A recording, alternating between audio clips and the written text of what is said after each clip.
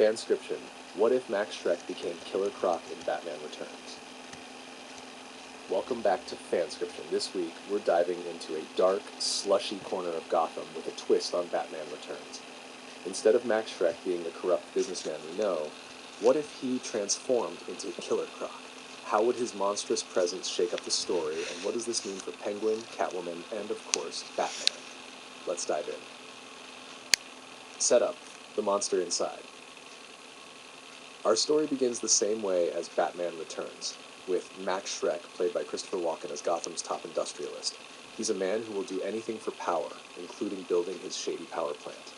However, in this version, Max's shady dealings include experimenting with bio-enhancements on humans, a secret operation aimed at creating superhuman enforcers to guard his empire. One of these experiments backfires. Early on, Max encounters a deranged scientist in his employ, Dr. Langstrom, a subtle nod to Man-Bat, who introduces him to an experimental serum derived from reptilian DNA. While originally meant to be tested on others, Max is accidentally exposed during a lab altercation. Cue a horrifying transformation. His body begins to mutate.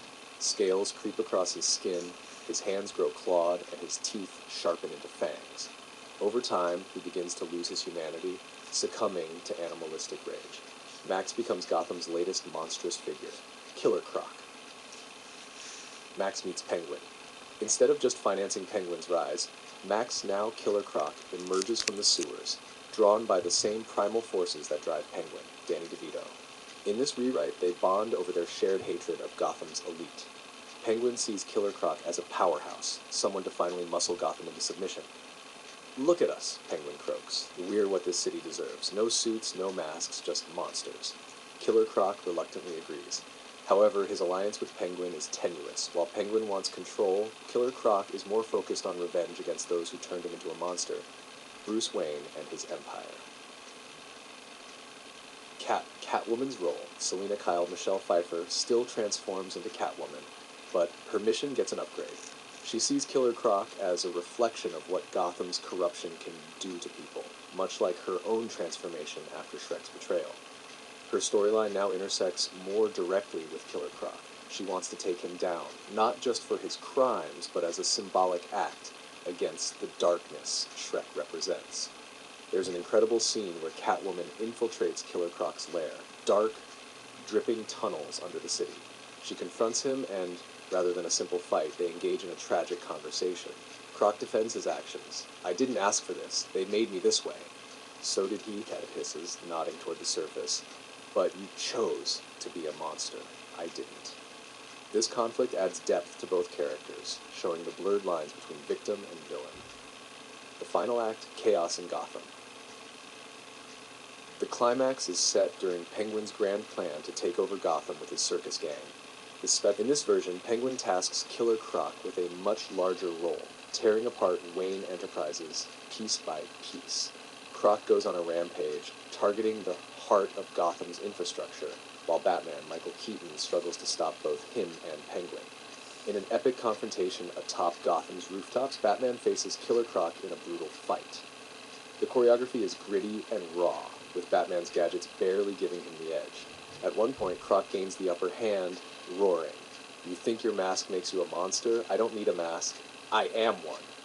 However, Croc's downfall comes when Selina, now fully Catwoman, lures him into a trap.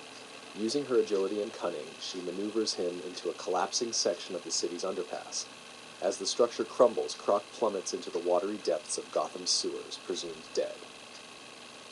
Penguin's betrayal. Meanwhile, Penguin's plan unravels as Batman takes out his forces. In a last-ditch effort, Penguin tries to turn on Killer Croc, using a sonic device meant to disable him. But Penguin underestimates Croc's raw fury. Before the climactic sewer battle, Croc hurls Penguin into the frigid waters. "You always thought you were in charge, didn't you?" Croc snarls. "But the bottom feeders always win." The aftermath. By the end, Gotham is left reeling. Killer Croc's rampage exposes the city's corruption, with Bruce Wayne grappling with his complicity in Shreck's shady experiments. Catwoman disappears into the night, and Batman is left with the haunting memory of Croc's words, "I am the monster you created." In a post-credits scene, we see Killer Croc's hand emerge from the waters, his eyes glowing ominously. Gotham's monster isn't gone yet. Conclusion. This reimagining of Batman Returns gives the story a darker, more visceral edge. Max Shreck's transformation into Killer Croc deepens the themes of corruption and identity, making the battle between Batman, Catwoman, and the villains even more personal. It also gives the film a more mythic quality, blending Batman's grounded detective work with the monstrous gothic horror that defines Gotham. What do you think? Would this version sink or swim? Let us know your thoughts.